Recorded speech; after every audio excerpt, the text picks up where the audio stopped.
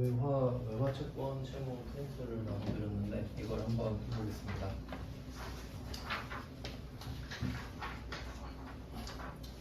이 부분은 그 초기에 배웠던 단기매매증권이랑 좀 비슷해요. 그래서 비교를 하면서 좀 설명을 해드릴게요.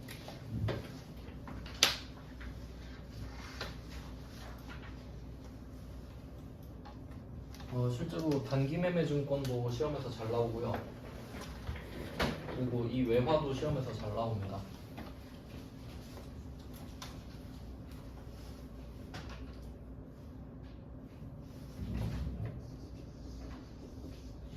삼 단계로 구분해서 보면 돼요. 단기매매증권은 취득을 하고 평가를 하고 처분을 했었어요. 그러니까 이 단기매매증권은 결과적으로 처분을 하려고 취득을 하는 건데 이 사이에 12월 31일이 껴있으면 평가를 하는 거였죠. 그리고 얘는 특이한 게 뭐였냐면 원래 평가라는 거는 미실현이에요. 평가는 실현되지 않은 겁니다. 그러니까 뭐 예를 들면 10만원짜리 주식을 샀는데 11만원이 되어있는 상태다라고 하면 이 만원은 번 게 아니에요. 그냥 지금 11만원이 되어있는 상태인 것 뿐이에요. 그래서 이걸 미실현이라고 한단 말이에요. 팔기 전까지는 실현될 수가 없는 거죠. 그냥 오늘 가격으로 최신화만 시키는 게 평가인데, 근데 미실현 같은 경우는 자본으로 원래 평가를 해야 돼요. 수익이 아니라는 소리예요. 근데 이게 원칙인데, 원칙은 미실현, 그러니까 평가 자체가 미실현이니까 얘를 자본으로 넣는 게 원칙이에요. 근데 단기매매증권은 평가를 하는데도 수익과 비용으로 잡아버렸죠. 네, 이게 그 이론에서 말문제로 많이 내요. 이론에서. 왜냐면 분계를 할 때는 그냥 계정 과목 이름만 맞추면 성격이 골라져 있기 때문에 성격을 맞힐 필요는 없거든요. 분계할 때는. 근데 말로 내면 맞춰야 되죠. 그래서 이게 좀 특이한 거였는데 이제 외화로 한번 가볼게요. 외화, 채권, 채무. 네, 일단 이제 외화가 조금 더 어렵게 느껴지는 이유는 뭐냐면 이 단기매매증권은 아예 그냥 자산이잖아요. 성격 자체가 그냥 자산이죠. 근데 얘는 일단 외화가 들어가니까 달러가 주로 나와요. 뭐 다른 화폐도 많이 나오지만 근데 채권은 자산이고 채무는 부채잖아요. 그래서 얘는 방향이 두 개라는 거, 이것 때문에 조금 더 어려워집니다. 그러니까 단기매매증권은 자산이니까 그냥 오르면 좋고 떨어지면 안 좋은 거다, 이렇게 그냥 보면 되거든요. 근데 외화 채권도 마찬가지겠죠. 자산이면 오르면 좋고 떨어지면 안 좋잖아요. 근데 부채 때문에 조금 헷갈릴 수 있어요. 왜 그런지 한번 생각을 해볼게요. 그냥 뭐 예를 들어보면 일단 환율 개념을 좀 간단하게 알아야 되는데, 환율 나오면 좀 어려워하니까 환율 문제를 많이 내는 거겠죠. 보통 이제 기준 환율이라고 하면 원달러 환율을 말을 하니까 이걸로 말씀을 드릴게요. 원이랑 달러 비율을 말을 하는 건데, 근데 기억하셔야 될 거는 항상 환율이라는 개념은 교환 비율이거든요. 그러니까 우리나라 돈이랑 외국 돈이랑 교환하고 싶을 때 몇 대 몇으로 교환을 할래, 이게 환율이잖아요. 항상 가치가 달라지니까. 그럼 이때 우리나라 돈이랑 달러를 비교한다고 하면 대충 한 1200원이라고 해볼게요.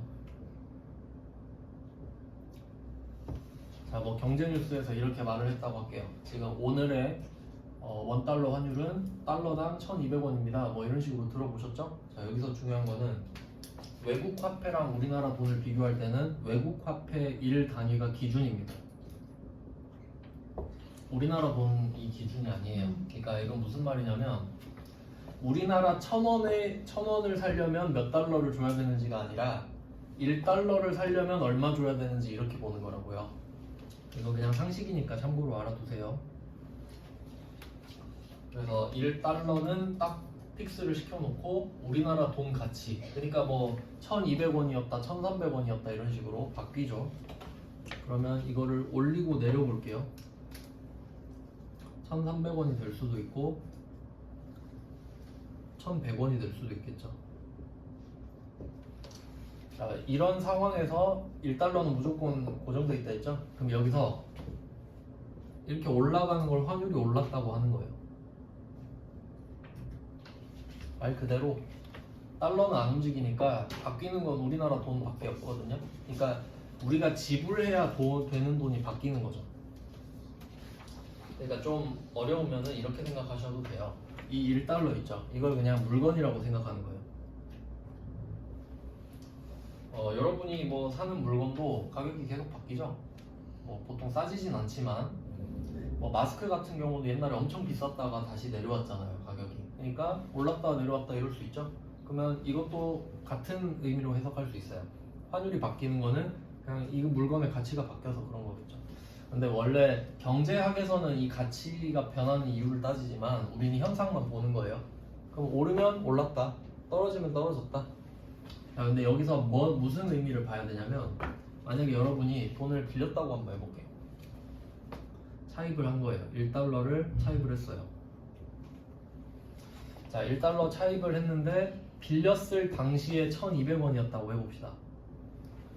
그럼 여러분은 이 1달러를 빌리면서 이 생각을 했겠죠. 이거 1달러를 빌리면서 나중에 1,200원 주면 되겠지? 라고 생각을 하겠죠? 근데 환율이 나중에 올라 있는 거야. 갚을 때 보니까 1,300원인 거죠.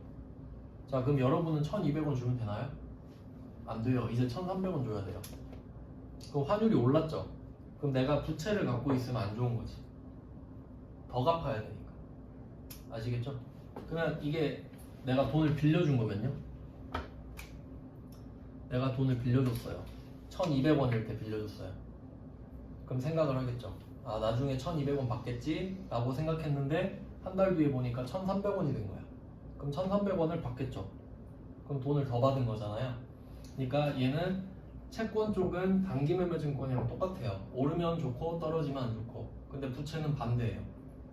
오르면 더 갚아야 되잖아요. 그러니까 부채가 들어갔다는 거, 이거 하나를 좀 더 염두에 두시면 됩니다. 그래서 뭐 얘도 3단계거든요. 뭐 거래가 시작이 되겠죠. 여기서는 크게 두 가지로 나눠지는데, 그 채권 같은 경우는 그 우리가 흔히 나오는 외상매출금이랑 대여금 이렇게 두 개가 나오고요. 채무는 외상매입금이랑 차입금 이렇게 나오겠죠. 그러면 그게 시작이 되는 걸 거래 시작이라고 할게요. 이게 단기매매증권 취득이랑 같다고 보시면 되는 거죠. 그럼 얘도 언제 시작을 했으니까 끝날 거 아니에요. 이렇게 있겠죠. 근데 사이에 12월 31일이 끼면 얘도 평가를 해줄 거 아닙니까? 그러니까 뭐 이 왁구가 똑같다는 거고, 그러면 얘도 마찬가지로 미실현이잖아요. 평가 백날 해봤자 이날 돈 받는 거 아니잖아요. 근데 얘도 수익 비용 잡습니다. 그래서 같이 알아두시면 좋은 거예요.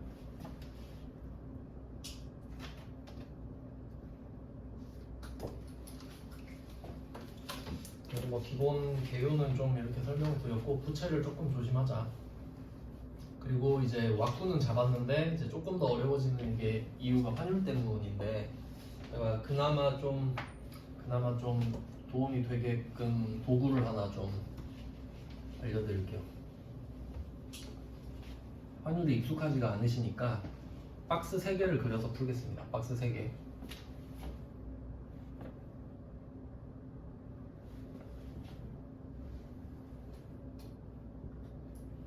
위에 박스 2개를 그려서 곱하고요. 그리고 세 번째 박스는 결과를 적어 볼게요. 자, 이렇게 적어 놓고 문제를 하나씩 풀어 보겠습니다. 요거는 한 장으로 뚫릴 수 있을 것 같아서 한 장으로 그냥 넣어서 드렸어요. 자, 일단 01번 문제를 보겠습니다. 9월 11일이고 일본 호카이 상사한테 40만 엔을 2년 후 상환 조건으로 차입을 했다라고 합니다. 돈을 빌린 거죠. 그러면 부채니까 좀 더 조심하셔야겠죠. 자, 근데 얘는 보니까 느낌이 이걸 보셔야 돼요. 내가 지금 40만 엔을 차입했죠? 그럼 거래가 시작된 겁니다. 돈을 빌리는 거니까. 자, 40만 엔을 2년 후 상환 조건으로 차입을 했어요. 그러면 아까 말씀드렸던 대로 9월 11일인데 2년 더 하면 장기죠.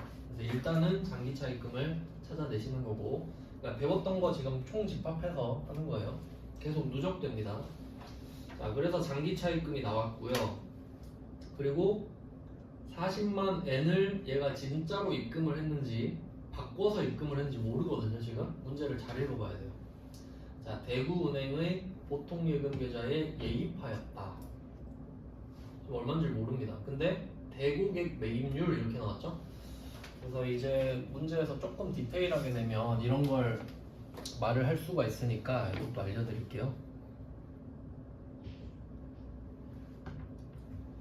자, 환율이라는 게 뭐 은행 가보신 적 있죠? 은행 가면은 오늘의 원달러 환율인데 5개가 적혀 있습니다. 5개. 근데 뭐 우리는 5개까지 알 필요는 없고 3개 정도는 알 필요가 있다고 생각을 하는데요. 기준환율은 말 그대로 기준환율이라고 해도 되나? 기준환율이라고 하고, 그다음에 대고객 매도율, 매도율. 그리고 밑에가 대고객 매입률이거든요. 근데 이 문구를 외우는 게 중요한 게 아니라 이게 무슨 의미인지를 알아야 돼요. 어렵게 내면 이것까지 알아야 되는 경우가 있어요. 이건 뭐냐면 대고객이라는 말은 우리가 쓰는 말이 아니고 은행이 쓰는 말입니다. 고객을 상대로라는 말이에요. 대고객은. 그러면 매도는 파는 거죠. 그리고 매입은 사는 거죠. 그럼 이거는 그냥 상식적으로 이렇게 생각해 보세요. 달러를 금이라고 생각하는 거예요. 금 가격 아시죠? 금 가격 치잖아요. 살 때 팔 때 이렇게 나오죠. 금을 살 때랑 팔 때랑 가격 다른 거 아시죠? 상식적으로 한번 생각해 봐요. 여러분이 오늘 금을 팔고 또 산다고 해보세요. 파는 가격이 더 쌀 거예요. 그러겠죠? 팔 땐 싸고 살 땐 비쌀 거란 말이에요. 그래야 돈을 벌 거 아니에요. 금은방에서. 달러도 똑같다고요. 은행도 달러로 장사해야 되잖아요. 그러면 우리한테 팔 땐 비싸겠죠? 살 땐 쌀 거라고요. 그러니까 밑에 써놓은 거야. 이해되시나요? 그러니까 가격 차이가 많이는 안 나겠죠. 몇백 원 차이는 안 나겠지. 근데 몇십 원 차이 날 거 아닙니까? 근데 그러니까 이 대고객 매입률이랑 매도율은 진짜예요. 진짜 환율이에요. 왜냐면 여러분이 이걸 팔 때 이 환율 적용받고 살 때 이 환율 적용받으니까 진짜 환율이라 말씀드린 거예요. 이해되시죠? 이거는 진짜로 이 환율로 사고 파는 겁니다. 근데 여러분이 만약에 오늘 궁금해서 네이버에 환율, 오늘의 환율 칠 수 있죠. 그럼 오늘의 환율 치면 한 개 나오죠. 그게 기준 환율이에요. 얘는 이 둘의 평균입니다. 그러니까 둘이 가운데인 거예요. 그럼 이 기준 환율은 가짜지. 맞죠? 이 환율로 사고 팔 수가 없죠? 이해되시죠? 그러니까 얘는 가짜잖아요.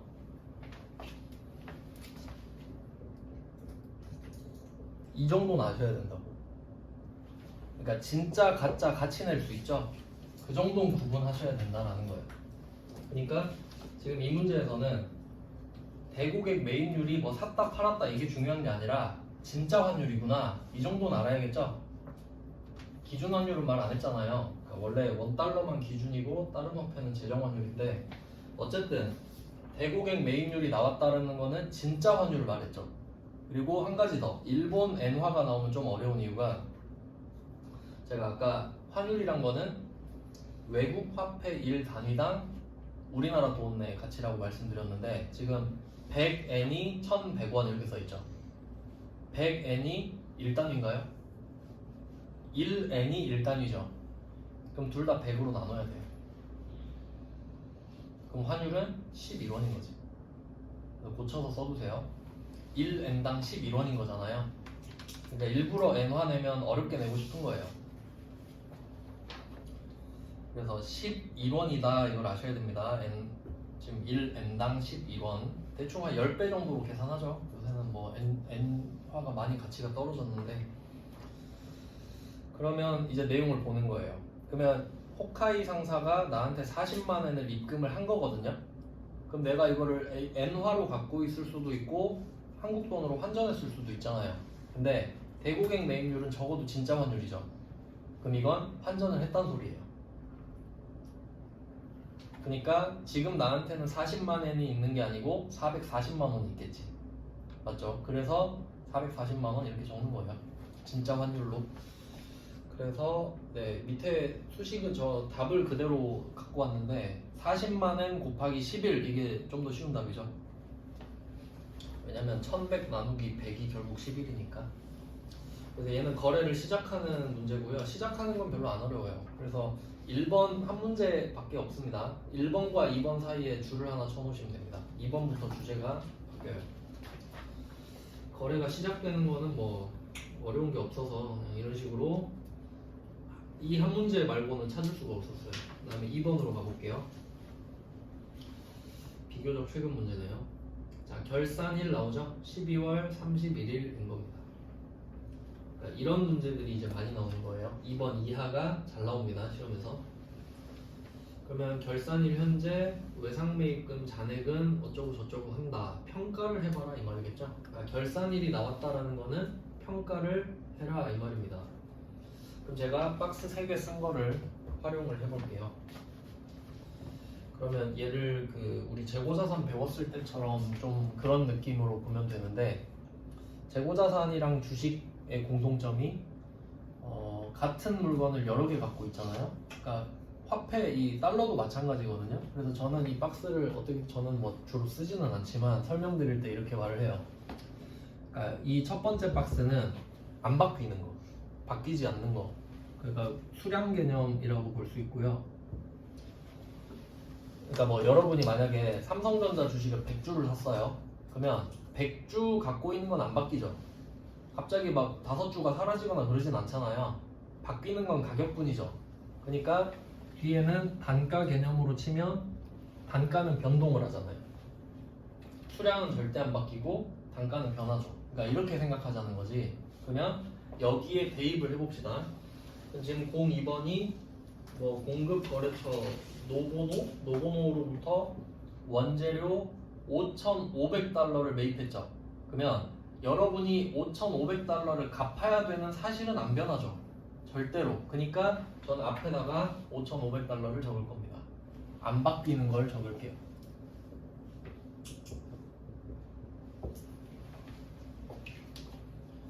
5,500을 갚아야겠다라고 생각을 하겠죠. 아 근데 여기서 미지급한 잔액 2,000달러네. 아 2,000달러로 쓰셔야겠네요. 그래서 이 문제를 했구나. 내가 5,500달러를 외상을 했는데 안 갚은 건 2,000달러밖에 없대요. 말장난하고 있죠. 잘 읽어주셔야겠고요. 자 그러면 나는 2,000달러를 갚아야 된다. 근데 매입 시 기준 환율이 1,100원이었죠. 그럼 빌릴 때 당시에 난 1,100원 갚아야지 라고 생각을 했던 거예요.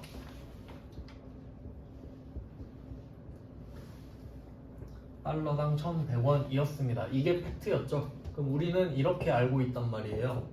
자 근데 바뀌었죠. 파란색이. 처음엔 1,100원이었는데 오늘 결산 시 기준 환율이 1,200원이라고 말해주고 있죠. 그러면 이걸 바뀐 내용을 반영을 해볼게요. 1,200원으로 바뀌었습니다. 지금은 제가 설명하고 있어서 다 적는데 이제 나중에는 요령이 생기시면 차이만 적으면 되죠. 결국 어떻게 됐어요? 100원 올랐죠. 100원이 올랐구나. 이건 이해하셨죠? 근데 내가 100원이 지금 올랐어요. 근데 부채죠. 그럼 더 갚아야 돼요. 이게 자산일 때랑 부채일 때랑 방향이 반대라 그랬잖아요. 그러니까 지금 환율이 올랐다는 건 인지하셨죠? 근데 이게 자산이면 기분이 좋을 거라고요. 근데 부채니까 기분이 안 좋아졌죠. 100원을 더 갚으니까. 근데 100원씩 몇 번을 더 갚냐? 2,000번을 더 갚아야 되죠. 달러당 100원을 더 갚아야 되잖아요. 근데 내가 2,000달러 갚아야 되니까 100원씩 2,000번 더 갚아야 되죠. 그러니까 100원 차이가 나는 금액 100원 곱하기 2,000달러 하면 이게 20만 원이 되는 거죠. 즉 기분이 안 좋죠? 20만 원만큼 안 좋아졌죠? 좀 차이만 적었습니다. 차이만. 100원이 올랐는데 20만 원이다. 그럼 2,000달러 곱하기 100원 20만 원. 근데 기분이 안 좋잖아요. 그럼 이거는 마이너스인 거죠. 내가 돈을 더 줘야 되는 상황이니까. 그래서 이런 식으로 구하는 거고요. 그래서 제가 그 밑에 답을 제가 한번 바꿔서 다룬 것 같은데 일부러 1,100원 마이너스 1,200원 이렇게 해놨죠. 1,100원 갚아야 될 줄 알았는데 1,200원 갚게 됐잖아요. 그럼 마이너스 100원 뜨죠. 그러니까 기분이 나쁘다는 걸 이렇게 음수로 표시한 거예요. 네, 참고하시면 됩니다. 그러니까 원래 해답에는 그냥 20 적혀 있었단 말이에요. 제가 바꿨다고요, 순서를. 이렇게 해야 맞으니까. 그러니까 올랐을 때는 반대로 써야겠지. 그래서 20만 원이 된 이유를 알려드렸고, 이게 외화 환산 손실 이거 있죠, 차변에. 이게 단기매매증권 평가 손실이랑 같은 느낌이에요. 그러니까 비용입니다. 참고로 그냥 비용 써도 돼요. 누가 물어보진 않는데 그냥 얘는 특이하게 비용을 씁니다.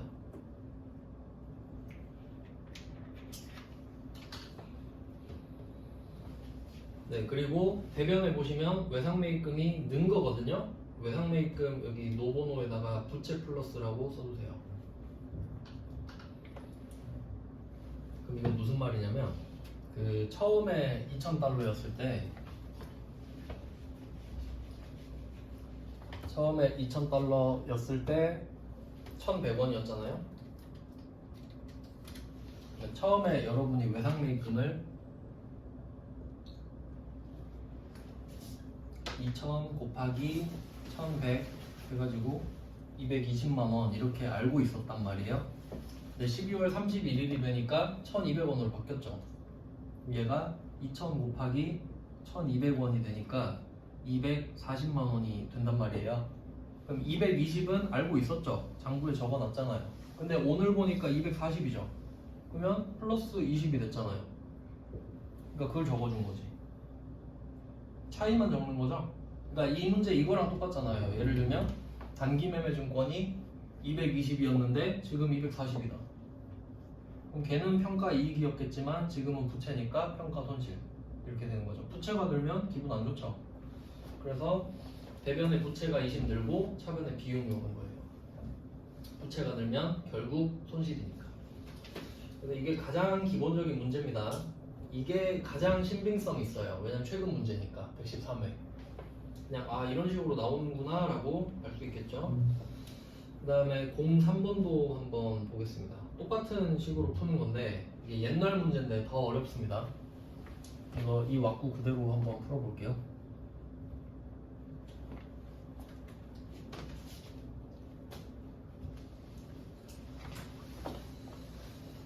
옛날에는 뭐 이런 식으로 냈었는데 자 03번은 어떻게 됐냐면 그냥 결과를 알려줘 버리죠. 1억 3천. 그럼 1억 3천은 결과입니다.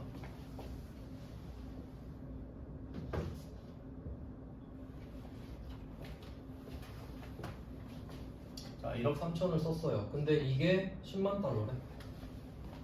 그럼 10만 달러는 안 바뀌겠죠.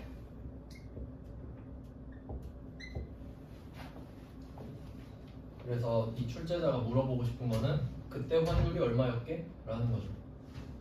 그럼 제가 박스를 그려서 설명해 드린 이유는 얘를 구하려면 나눠야겠죠? 그러니까 안 알려주는 거예요. 그러면 뭐 계산 되시죠? 1,300원이었겠네.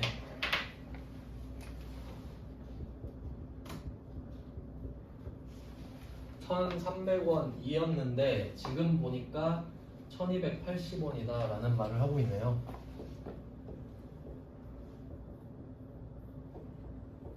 자 그럼 20원 떨어졌죠? 20원이 떨어졌는데 자 지금은 외상매출금이라서 내가 받을 돈이거든요. 받을 돈. 근데 20원을 못 받게 됐어. 20원씩 10만 번. 그래서 이번에도 마찬가지로 해설 보시면 1280원 빼기 1300원이라 적어놨죠. 손해를 봤기 때문이죠. 그래서 10만 달러 곱하기 20원 하니까 똑같이 200만 원이 나오네요. 근데 이게 그 02번 문제랑 03번 문제를 비교하시면 금액은 똑같거든요. 차변의 외화 환산 손실도 똑같아요. 근데 대변을 보시면 얘는 외상 매출금이 써있죠. 얘는 자산의 감소라고 써도 돼요. 그러니까 부채가 느는 것도 싫고 자산이 주는 것도 싫잖아요. 그러니까 둘 다 외화 환산 손실인 거죠. 그다음에 하나 더 볼게요. 아마 04번, 그러니까 03번, 04번 정도 내면 좀씩 틀립니다. 02번은 쉽게 주려고 좀 작정을 한 거고, 솔직히 04번은 많이 틀렸을 거거든요. 뭐 요새는 그렇게 어렵게 안 냈는데 그래도 풀 줄 알아야겠죠, 당연히. 솔직히 회계 1급은 실무에 써먹을 수 없을 정도로 수준이 좀 많이 낮아요. 그냥 회계에 익숙해지는 게 목적인 것 같아요, 이 시험은. 그러니까 그렇게 원래 부담을 가질 필요는 없는데. 한번 볼게요. 04번 외화 외상매입금 297만원. 얘도 답을 알려줬다.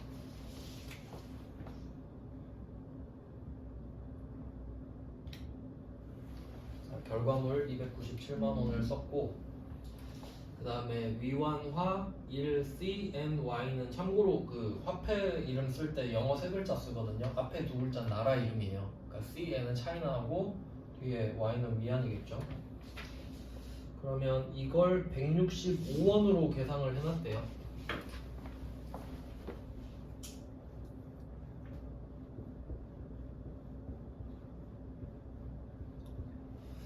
참고로 그 엔화랑 중국 위안화는 화폐 모양이 똑같아요. 한자도 같아요. 근데 보통 위안은 한글로 많이 쓰네요. 자, 이렇게 해서 165원이었대요. 그럼 이것도 역으로 추적해서 금액을 구해라 이거죠. 근데 이걸 이제 생각을 많이 못하니까 암산도 안 되게 해놨죠. 297만원 나누기 165를 하니까 18,000 나와요. 이렇게 주는 거는 흔하지 않는 문제인 거죠.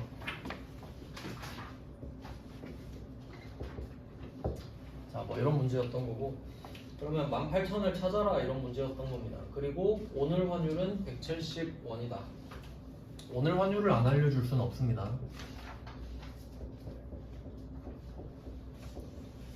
자, 이렇게 하면 5원이 올랐죠. 환율이 5원이 올랐습니다. 근데 5원씩 18,000번이 오르겠죠. 근데 얘는 외상매입금이거든요. 그러면 외상매입금이 환율이 오르면 기분이 안 좋아지겠죠. 외상매입금이 늘었으니까. 그러니까 02번 문제랑 방향이 같잖아요. 04번은 조금 어려운 문제다.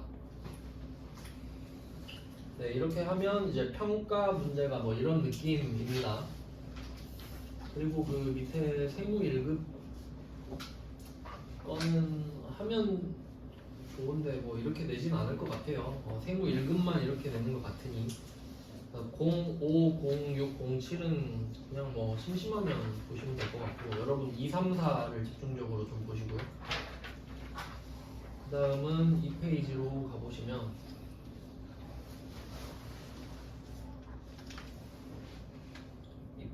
가보면은 08번부터 볼게요. 자, 이제 08번부터는 주제가 또 바뀝니다. 방금 그 2, 3, 4는 12월 31일 문제였거든요. 그러니까 평가만 하는 문제였는데, 이제 08번으로 가보면은 날짜가 9월 20일 이렇게 나오죠. 그럼 적어도 평가는 아닌 겁니다. 그러면 무슨 내용인지 한번 보면 9월 20일 챔프의 수출 선적일자 9월 10일. 그럼 수출을 9월 10일에 한 겁니다. 배에다 물건을 실은 게 9월 10일, 그리고 10일이 지금 지났죠. 그리고 이거를 외상매출금을 회수했다. 거래가 끝났습니다. 그러니까 아까 세 문제는 12월 31일에 평가만 하는 문제였고, 오늘은 거래가 끝나는 거죠. 참고로 평가 문제는 붕괴하면 차변에 하나, 대변에 하나 나옵니다. 그럴 수밖에 없습니다. 그냥 차이만 조정하는 거거든요. 단기매매증권 평가도 그랬어요. 근데 거래가 끝나면 보통은 3개가 나옵니다. 뭐 어느 쪽이 2개일지는 상황에 따라 다르겠죠. 근데 어쨌든 2개는 아니에요. 자, 그럼 왜 그런지 한번 볼게요. 자, 08번 가장 기본적인 문제인데, 그럼 얘는 9월 10일에 거래를 시작을 했고 9월 20일에 거래가 끝나는 겁니다. 그럼 이 문제의 특징은 중간에 평가가 없죠. 12월 31일을 지나지 않았으니까. 그래서 그냥 시작한 거랑 끝나는 것만 비교하시면 되는 겁니다. 그래서 뭐 내용을 보시면은 얘는 총액으로 계산하셔야 돼요. 그러니까 아까 평가 같은 경우는 차이만 구하면 되잖아요. 어떻게 구하든 간에. 그러니까 아예 차이만 구해서 곱하든지 총액을 곱해서 빼든지 차이만 구하면 됐죠. 근데 얘는 총액으로 다 구해야 돼요. 다. 그래서 내용을 보시면 보통 예금에 3,750만 원이라고 써 있는 이유는 오늘이 9월 20일이고 1,250원으로 돈을 받겠죠. 그래서 제가 밑에 써놨죠. 3만 달러 받아야 되는데 오늘 환율이 1,250원이니까 두 개 곱해서 3,750입니다. 차변에 보통 예금 총액으로 적었죠. 자, 일단 팩트를 적었습니다. 근데 우리가 알고 있는 외상 매출금은 1,200원이죠. 그래서 3만 곱하기 1,200원 한 외상 매출금이 사라지는 겁니다. 그러니까 나는 3,600을 받을 줄 알았죠. 근데 오늘 받아보니까 3,750 받았네? 그럼 기분이 좋겠죠. 그럼 그 두 개를 뺀 게 결과물인 거예요. 그럼 기분 좋으니까 오른쪽이겠죠. 수익이니까. 근데 외환 차익. 근데 이름이 애매하게 달라요. 그래서 아까 평가할 때는 외화 환산 손실, 외화 환산 이익 이렇게 나오거든요. 근데 여기서는 외환 차익이죠. 이것도 잘 틀리니까 주의하셔야 돼요. 평가는 외화 환산입니다. 이름이 더 길어요. 그러니까 환산이라는 절차가 평가라는 거랑 똑같다고 생각을 하시면 됩니다. 실제로 이걸 구분할 이유는 없는데 왜 구분하는지 모르겠네요. 일단 뭐 구분해놨으니까 시험 문제 내니까 어쩔 수 없네요. 그래서 총액을 각각 구해서 빼서 결과를 구하자. 그니까 3개가 나오는 겁니다. 계정 과목이. 그 다음에 09번으로 한번 가볼게요. 09번 10월 7일 선적지 인도 조건 이런 건 필요 없고요. 자, 9월 23일에 선적, 그리고 도착 일자가 9월 28일이고 오늘은 10월 7일이잖아요. 도착 일자를 지워버리세요. 도착 일자는 아무짝에도 쓸모가 없습니다. 배에다가 물건 실은 날이 중요하고요. 그때가 기준이니까 그때 환율 중요하고, 오늘은 돈을 받았으니까 오늘 환율이 중요하겠죠. 그러니까 도착한 날은 아무짝에도 쓸모가 없습니다. 그냥 페이크예요. 자, 그럼 이거 제끼고 문제를 한번 풀어보죠. 그럼 얘도 9월 23일에 시작해서 10월 7일에 끝나니까 뭐 거래가 중간에 평가가 없는 거죠. 그럼 얘도 총액을 구해볼게요. 일단 보통 예금으로 돈이 지금 들어왔으니까 오늘 환율인 1,400원 곱하기 3,000달러를 하면 420만원 들어옵니다. 그 다음에 외상 매출금도 구해볼게요. 9월 23일에 배 싣자마자 그때 환율로 계산을 해놨을 테니까 1,200원 곱하기 3,000으로 써놨겠죠. 그래서 외상 매출금은 옆에 총액을 안 써놨네. 네, 어쨌든 3,000 곱하기 1,200원 하면 360만원입니다. 그럼 생각보다 60을 더 받았죠. 외환 차익이네요. 맥락은 똑같아요. 그러니까 8번, 9번이 가장 기본적인 문제라고 보시면 되고, 이제 조금 헷갈릴 만한 게 10번 정도 될 것 같습니다. 10번은 좀 주의하셔야 돼요. 왜 그런지 한번 보겠습니다. 날짜가 3개 있는데 이건 좀 적어 놓을게요. 2019년 12월 5일 이게 시작입니다. 시작을 한 날짜를 알려줬어요. 그 다음에 오늘 7월 22일이 아마 2020년인 것 같죠? 이건 끝이라고 적어 놓을게요. 그럼 시작은 작년 말, 끝은 이번 해입니다. 근데 둘 사이에 12월 31일이 껴있죠. 그럼 얘는 평가를 했겠죠? 그리고 중요한 건 뭐냐면 오늘 평가하는 거 아닙니다. 평가를 했을 겁니다. 작년 말에. 그리고 오늘은 7월 22일이죠. 자, 그리고 생각해봐요. 그러면 우리 장부에 지금 이 문제는 외상 매출금? 외상으로 수출했으니까 외상 매출금이라고 언급을 안 했는데요. 자, 그럼 외상 매출금인 걸 찾았거든요. 그럼 우리가 처음에 12월 5일 환율인 1,100원으로 적어놨겠죠. 근데 12월 31일이 되니까 1150원으로 바꿔놨겠죠. 그럼 우리 장부에 써있는 환율은 1150원이에요. 그러니까 이 문제에서는 1100원을 지워버리셔야 돼요. 왜냐면 그건 12월 5일부터 작년 말까지만 썼을 거 아니에요. 그러니까 비교 대상은 1150원이라 이거지. 이렇게 내면 조금 어렵죠? 작년 말에 평가를 했잖아요. 방금 우리가 그 문제도 풀어봤고, 근데 그걸 전제로 문제를 내버리면 조금 어렵습니다. 자, 그러면 답을 찾아보면은 오늘 환율이 1050원이니까 1050 곱하기 2만 해서 2100만 원을 일단 찾고요. 그리고 우리가 알고 있는 외상매출금은 1100원이 아니라 1150원 곱하기 2만 이렇게 돼 있죠. 그래서 외상매출금 2300을 빼시면 돼요. 그럼 생각보다 지금 200을 못 받았으니까 외환 차손이 되고요. 네, 이렇게 되고, 그 다음에 11번 같은 경우는 이거는 뭐 범위를 초과했다고 보시면 돼요. 비용 같은 경우는 세무 2급에 나왔었네요. 그래서 외화도 시험에 좀 잘 나오거든요. 그러니까 세 가지 유형이 있는데, 거래가 시작되는 거, 거래가 그 중간에 평가, 거래가 끝나는 거. 근데 평가랑 거래가 끝나는 거 있죠. 그 둘 중에 하나 정도가 나온다고 생각하시면 돼요. 시작은 이제 내질 않고, 최근 기출 주제를 봐도 외화는 보통 한 두세 번에 한 번씩 꼭 내거든요. 이렇게 보시고, 네, 좀 쉬다가 다음 할 것도 드릴게요.